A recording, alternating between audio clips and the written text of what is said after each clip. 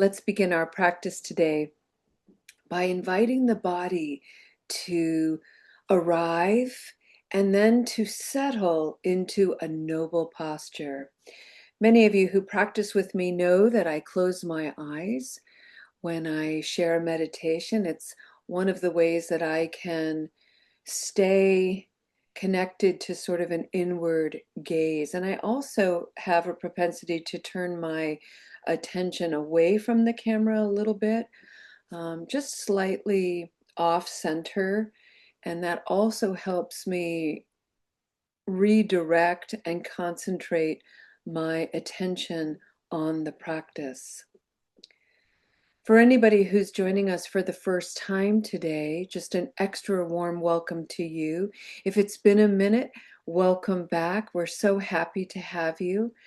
And I'd like you all to know that for the month of March, we have been exploring the third noble truth in Buddhism. But we've done so in a reimagined way. And the motivation for that is when sometime during my own practice, my own personal practice, I was looking at the Four Noble Truths, and that first noble truth, there is suffering, suddenly landed in my heart and mind as a bit heavy-handed. And two things arose for me. One is the awareness that I'm not always suffering in the way that I had defined suffering, which is, agony, torture, that kind of a thing. But on any given day, I think if we're going to be honest here, and I'd like to be, for me, every day, I encounter something that bothers me, some kind of annoyance, some little irritant that is disruptive, is disturbing, and is therefore a source of not only my attention, but a bit of my distraction.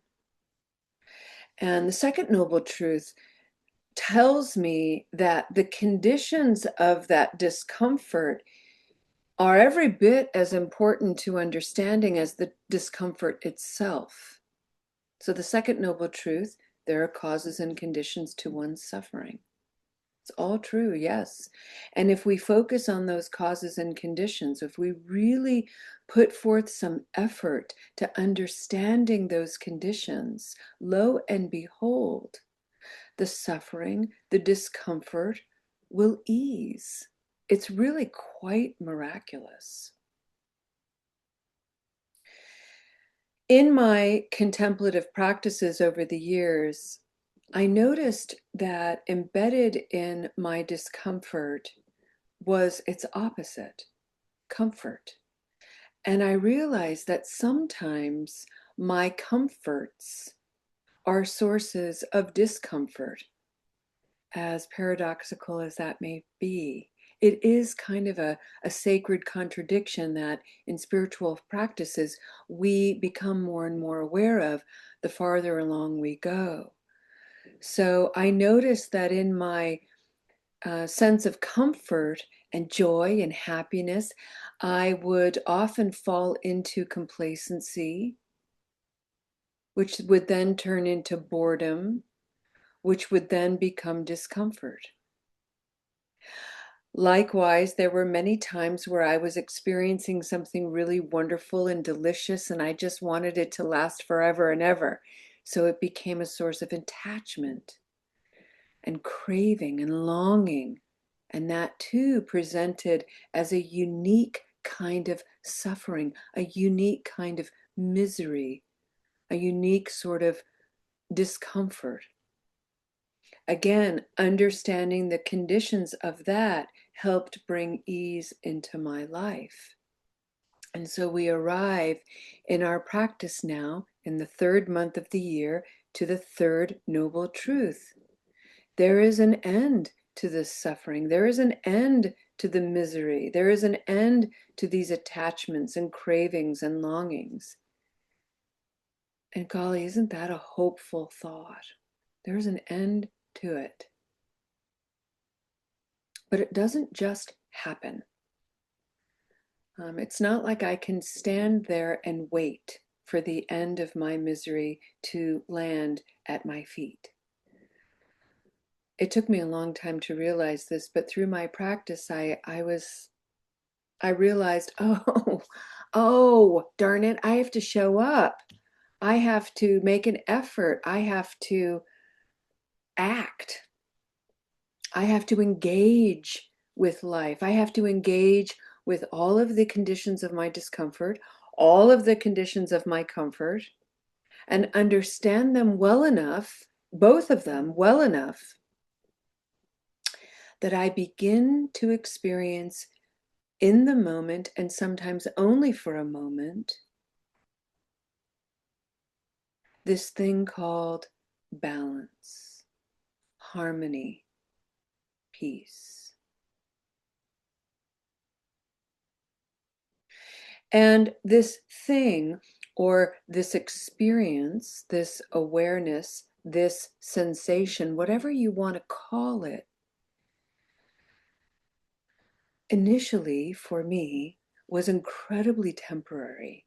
Short, quick blink, and then I was back into some kind of habitual spin. So I would be ruminating over a memory, a pain, and then I would be dissecting all of the causes and conditions of that memory and that pain that felt so alive to me in the moment that I was almost reliving it.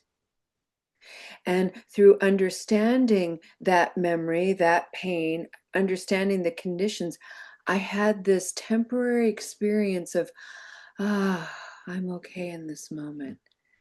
Nice. Whew. That was then, this is now. And I'm not in that pain. Isn't that grand? But wouldn't you know, in the next moment, some new irritation would arise, and I would begin all over again. My coffee grew cold. My dress didn't feel quite right. I had a rock on the bottom of my shoe, or God forbid, dog dew on the bottom of my shoe. Some little life irritation, and off I go again. So this third noble truth is temporary.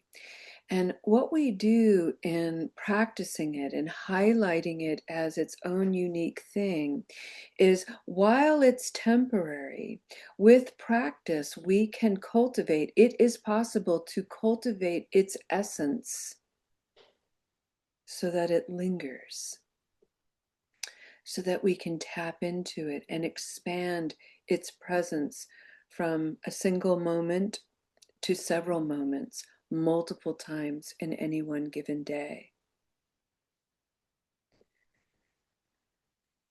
And it begins with, I think, two things. One is the awareness of it, the awareness of any kind of discomfort or comfort, the awareness and understanding of its conditions. Those two things together really do create the fertile soil for this peace and ease and harmony.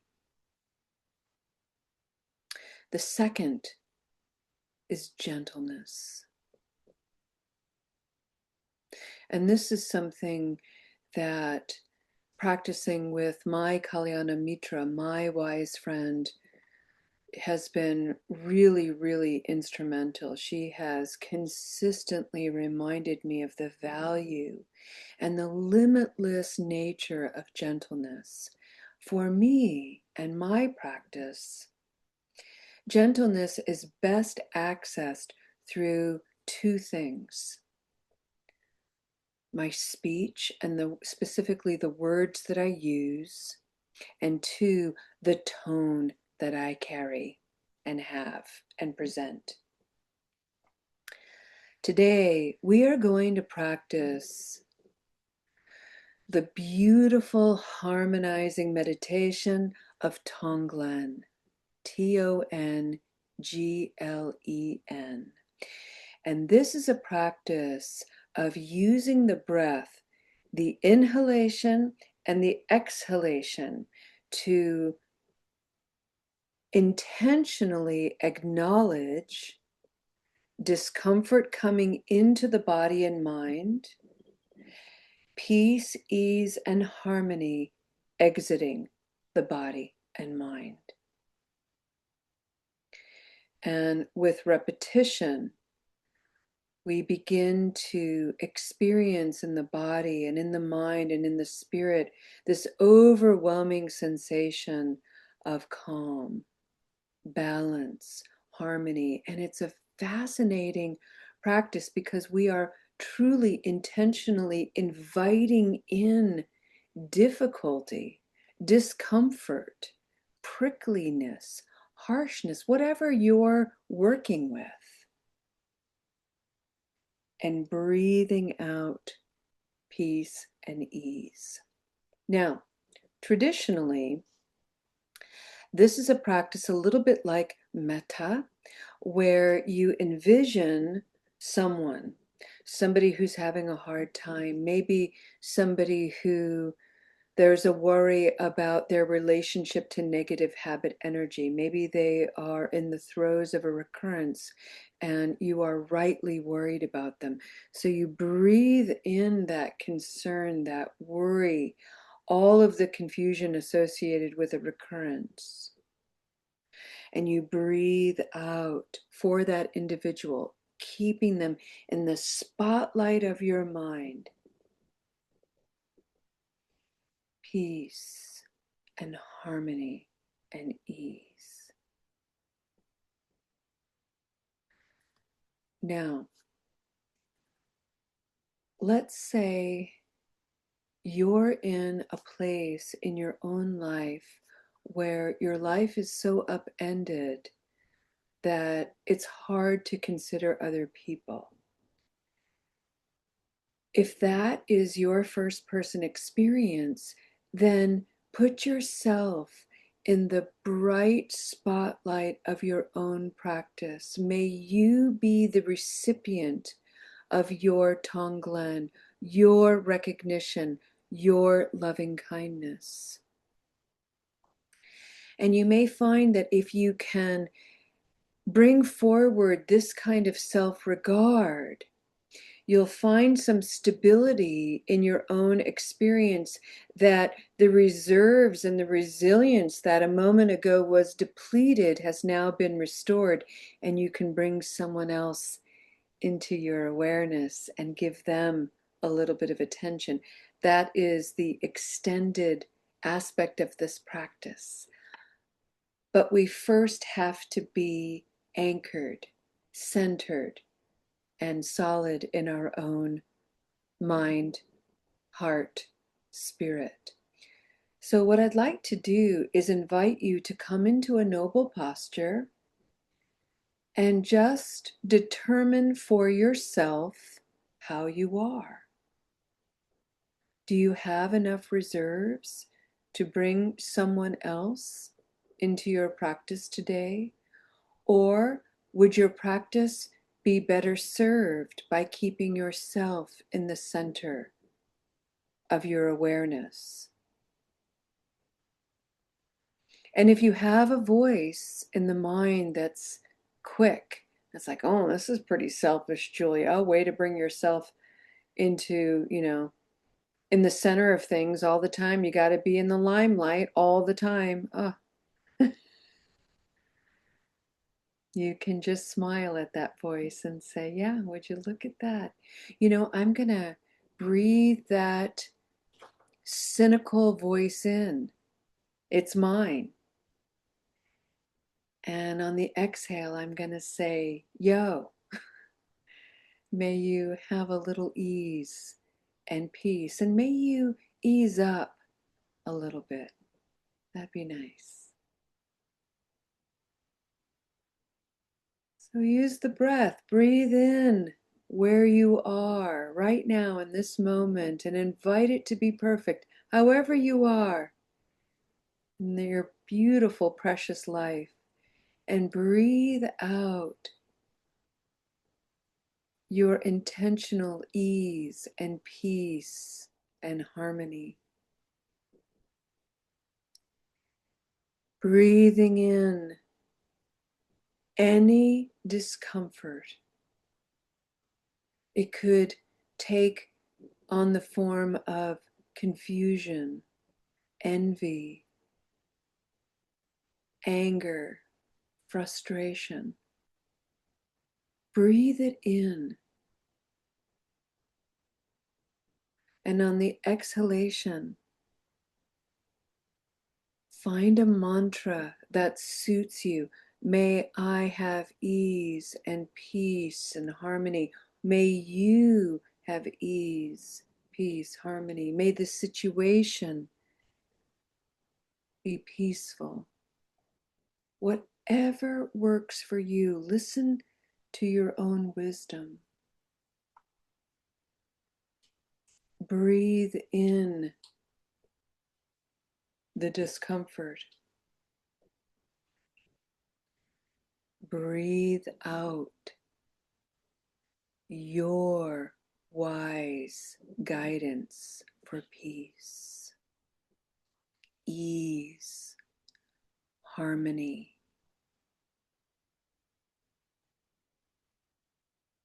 And in the quiet of this practice, just for 5 minutes or so, let's just enjoy as a community breathing in, taking on our discomfort or the discomfort of others. And with our own resilience and resourced practice, let's breathe out with intentionality sentiments of ease and kindness. Maybe even joy is coming forward.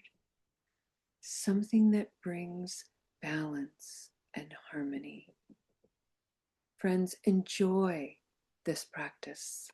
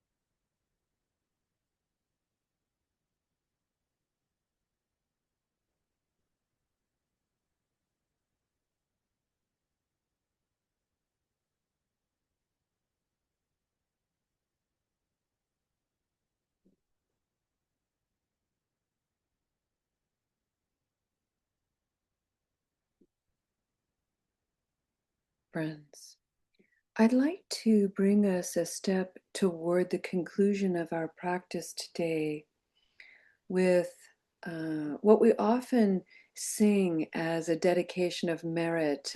John often sings this when he facilitates meetings, and I really love it. And I think it's a beautiful chant. It's a four-line chant that um, would be a beautiful way to end this practice. And the verses you might be familiar with, and I'm going to sing them 3 times so that if you know them, you can sort of hum along or chant along. And I'm just going to rest my hands at the level of my heart. And I'm going to put this into first person as a way of instilling in my body and my mind and in my spirit this beautiful essence of resilience. May I be happy and peaceful. May I be healthy and strong. May I be safe and protected. May I live with ease. May I be happy and peaceful. May I be healthy and strong. May I be safe and protected. May I live with ease. May I be happy and peaceful. May I be healthy and strong. May I be safe and protected. May I live with ease. Thank you, friends. Suggested today as an invitation to support your practice over the weekend until we can meet again. And that is the concept of interconnection, interbeing.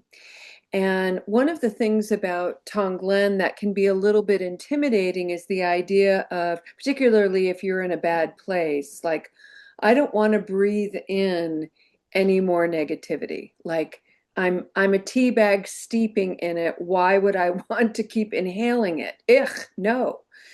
And that can be true. In fact, let that be true. If that's your first person experience, don't push it. Remember, this practice can be gentle. So rather than charging through and pushing through and making yourself do hard things, we already do that all the time. Pivot, pivot ever so slightly. And that pivot can be interconnection. And one of the ways, and this is a harmonizing concept, at least in my mind, and how it works is this. If you just take a moment, say you're in the swirl of an overwhelm and you don't have the capacity to do Tonglen. Everybody has the capacity for the slightest awareness of interconnection, and all you have to do is look around your space. I'm looking around my room, and on either side of me are these 2 light fixtures. And I just think about Thomas Edison all those years ago, and all of the people that he was competing with, and Benjamin Franklin, and that Looney Tunes idea of electricity with a key and lightning and whatever that story, that legend is, and all of that trickling down into the science of electricity, into a light bulb, into a light socket, so that we move from candles and fire and gas to this thing we know as electricity that I don't even think about. I just flip the switch, right? And so for decades and decades and decades, people have been involved in creating this thing called electricity to such a degree of my convenience that I no longer think about it. Just flip the switch. Now that's just electricity, never mind the people who made the lampshades and who worked in the factories to build the light fixtures and the cords and the little two socket covers. It goes on and on and on. Did I mention the people who drive the trucks that deliver these items to the various stores, and the people who work the night shift and stock the stores? So interconnection means that thousands and thousands and thousands of people I will never meet, their stories, their experiences, just like me and just like mine, have contributed to my ease and my ability to flip the switch and go from darkness to light. May that awareness just soften some of the overwhelm with the reality that we are in every moment well regarded, well cared for. Let's make this first person. In every moment, despite my personal experience, all around me, all the time, I am well regarded. And all I have to do is look at a light switch and I can see thousands of people who have created convenience and light in my dark corners. Carry that with you into your weekend, and it may bring a little bit of brightness. Friends, we meet again on Monday. So we don't have Satyaseva until Wednesday, April 1st. We're winding down our March practice. And so beginning on April 1st and April 2nd next week, we're going to drop into the fourth noble truth. That will be our study for the month of April. For our Satyaseva practice on Wednesday at 11 a.m., we're going to be continuing the conversations on the cultivation of openness. You're all welcome to join us for any of these practices. Bring your friends and your family members. Tell your therapists and professionals about this work as well. And may it be nothing but of support to your practice and to the whole of your life. Lo has dropped the link to Soul Center in the chat. Check it out. We've got a couple of other things happening. Don't hesitate to email me. If you have it in your heart and your mind to offer Dana, we are so grateful for it. Dana comes in many, many forms. Money, candles, incense, toilet paper, cards, whatever you feel invited to share, we are so happy to receive. Alrighty, friends. I've got two things I'd like to do. One is I'd like to end with a dedication of merit, and then we have to sing a birthday song to who had a birthday. And so at the end of that, we can unmute and do our birthday song. Alrighty, friends. Let's go ahead, come back for a dedication of merit.